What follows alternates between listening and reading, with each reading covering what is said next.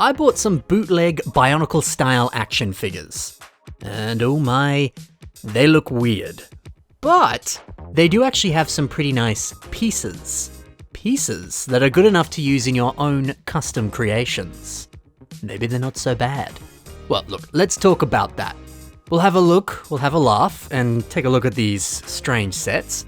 We'll point out the pros, the cons, and we'll assess whether or not they're worth buying, simply for the pieces. Because maybe these are secretly good parts packs. Let's discuss. So where did I get these from? Well, I got them off a website called AliExpress. I'll have links below if you want to grab some yourself. They were like 10 Aussie dollars each, which is like $7 US. So yeah, incredibly affordable. Now, Captain America. What the heck did they do with his head? He's basically a bobblehead at this point. I guess the helmet and the face look somewhat accurate to the MCU, but I don't know, the size of it, that 1,000-yard stare? I don't know, man, there's something creepy about this. But look, if you ignore the head, the rest is actually pretty nice. It looks like it was inspired by the Age of Ultron version of Steve Rogers, but they have made some modifications to the colours. Although hey, the printing on the torso, that is an awesome match. They did actually do a wonderful job on this one piece. Look, the toy poses fairly easily. The joints are a little bit stiff and hard to move, but it's not too outrageous. I've seen worse quality plastic that's just impossible to move. This is pretty good. Not perfect, but good. I did want to compare this to the official CCBS Captain America set that LEGO themselves did release. And right off the bat, you can see that this toy is way shorter. When Steve bends down, then he's roughly the same height. The official set is a lot more comic-inspired. The face certainly is a lot more stylized and cartoon-like. If I'm honest, the face is a little bit strange, but I certainly prefer this over the outrageously huge bobblehead style that we see on the bootleg toy. The set does come with these strange, like, gunmetal shoulder pads, which does feel a little out of place. But, you know, I like how the boots look. The way that this armor piece is used to kind of cap off the end, it does look nice. I think it's a little better than what we see on the knockoff set. Now, I don't know, it's hard to pick a favorite between these two. They both have some rather obscure and strange design choices. They both look a little odd, but there are definitely parts that also look really good. I don't know, I guess they're equally weird? Although, maybe if I have to pick an exact favorite, I guess I would say the official one. Because if they're tied on pros and cons, at least this one does have good quality plastic. So, okay, hey, that's Captain America. Not the best, but he does have some good pieces. We'll highlight some of those pieces a little bit later on in the video, so stay tuned. For now, let's check out the Mad Titan, Thanos. And man, he has a huge torso. I mean, what the heck is this? Why is it so absurdly long? I mean, maybe that wouldn't be so bad, but it's then being contrasted with the shortest possible arms and the longest legs ever. The proportions are all over the place. Yeah, you take one of the coolest and most menacing Marvel villains ever, yeah, and they've made him look a little bit too silly. But on the plus side, the pieces, they're pretty cool. Look at the printing on this torso piece. And to get those Honor claw elements, the pieces we see on the shoulders, to get those in gold? Fancy. Now, looking at this torso, the print does seem to be inspired by Thanos' look in Infinity War, but it also seems to be taking some notes from his armored look that we see in Avengers Endgame. You can specifically see that on like the shoulder armor, for example.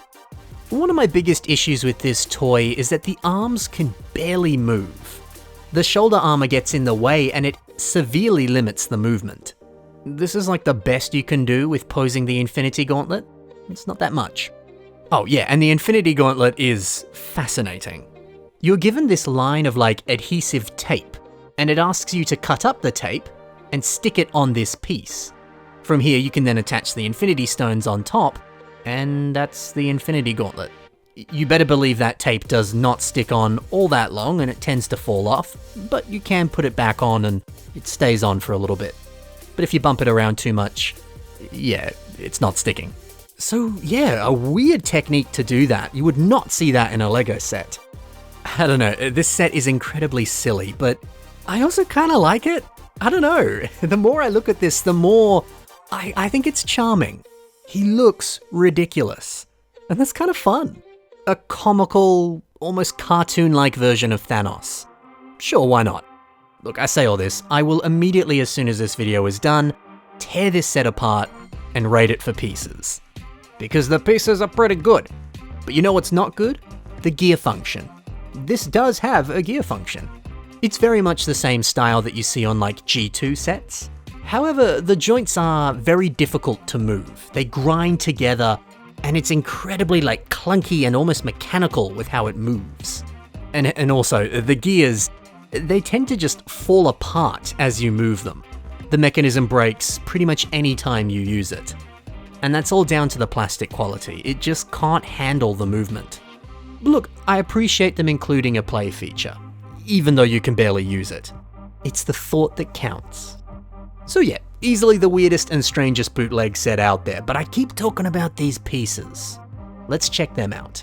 How can you use them in your own creations, whether it's the bootleg ones or their official counterpart? Let's start off with those two lovely gold Onawa claw pieces. I enjoy how Toaku MOCs has used them for lower legs. Of course, this is a very large design that would really only work on a Titan, so you're not really going to be able to put this on any creation you want, but I mean, hey, if you're building big, this is going to look so good in silver, and maybe even a little better in gold. Nice to have some options there. We also get that really nicely printed torso element. Vanny MOCs uses the official black version to shape this back design. And look at that. The way that the angles of this piece create a brilliant back hunch. This piece does so much for this overall design. I mean, it looks great, but I think it would look pretty good in gold as well.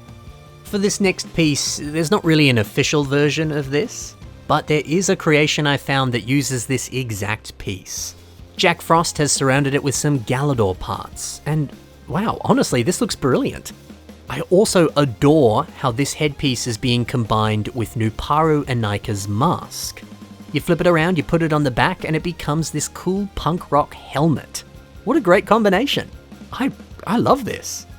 Now let's talk about some of Captain America's pieces. We have these snazzy looking red Ultra Build armor parts. We actually do have an official version of this piece in red. It appeared on the Praetorian Guard set, and I mean, it always looks good as leg armor. Lower leg armor, specifically. But what if you wanted to use it for upper leg armor instead? BIONICLES shows us just how amazing that can look. And when it's combined with other pieces that come in the Baraki set Pridak, well, it starts to get awesome, doesn't it? It looks like some sort of hard shell, like a kind of carapace, if you will. This is a sick design. Perfect for an underwater creature. Also included in this set are some dark blue shoulder armor pieces. It's quite clever how Sapphire Is Here has used them. These are white ones, of course, but yeah, turning them into eyes, some creepy looking eyes, dope. Imagine how good this would look in dark blue. And speaking of dark blue, we also get some delightful dark blue thigh armor pieces. I mean, this will always be the perfect piece to use for upper leg armor. But here's another suggestion for how you could use it. Gengo Builds turns it into robes. If you take a closer look at these arms, you'll see that this piece is being partnered with that shin armor part we were talking about before. And I mean, doesn't that just look exactly like cloth? Fantastic. We've also got a couple more on the head. It's kind of like a hood, I suppose. This looks great. And how good is it to be getting this in dark blue? It may not be official, but that is an exciting color. So yeah, that's a look at these strange bootleg sets and some of their exotic pieces. Do you reckon you'll pick these up for yourself? The pieces could be pretty helpful for your own creations. And yes, they're not official, but hey, this is like the only way to get new Bionicle pieces in 2025. That's something to be excited about. Anyway guys, thank you for watching, happy building, and bye for now.